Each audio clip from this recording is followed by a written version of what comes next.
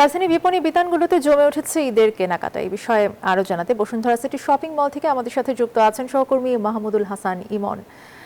ইমন, ঈদের মাত্র কয়েকদিন বাকি আছে, কি অবস্থা দেখছেন শপিং মলে? ক্রেতার ভিড় কেমন এবং এবারের কালেকশন নিয়ে তারা কতটুকু সন্তুষ্ট? আমি সকাল থেকেই বসুন্ধরা সিটি শপিং মলে রয়েছি। সারাদিন মানুষের প্রচুর সমাগম ছিল।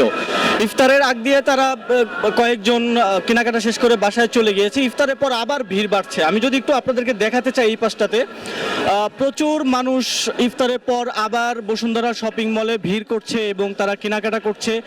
আর যেমনটা আপনি জানতে চেয়েছেন যে ক্রেতারা কেমন রিভিউ দিচ্ছে, আসলে আমরা কয়েকজনের সাথেই কথা বলেছি। তারা যেটা বলছে যে আসলে তারা ঈদের পোশাকের ক্ষেত্রে আরামদায়ক পোশাকেই প্রাধান্য বেশি দিচ্ছে এবং আরামদায়ক পোশাকের সঙ্গে সঙ্গে তারা যেটা দেখছে যে ফ্যাশনও, অনেকেই বলছে যে ফ্যাশনের কাছে আসলে আরামদায়ক পোশাক সবসময় খাপ খায় না। বিক্রেতারা যেটা বলছেন আমাদেরকে, বিক্রেতারা প্রতিনিয়ত নতুন নতুন পোশাক আনছেন এবং নতুন নতুন ডিজাইনের কালেকশন আনছেন, যাতে তারা তাদের ক্রেতাদের সন্তুষ্ট রাখতে পারেন।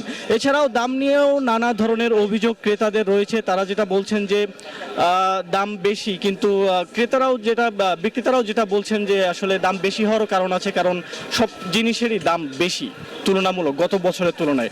এই ছিল বসুন্ধরা শপিং মল থেকে আমার কাছে সর্বশেষ তথ্য। ধন্যবাদ আপনাকে। আমাদেরকে বসুন্ধরা সিটি শপিং মল থেকে জানাচ্ছিলেন সহকর্মী মাহমুদুল হাসান ইমন।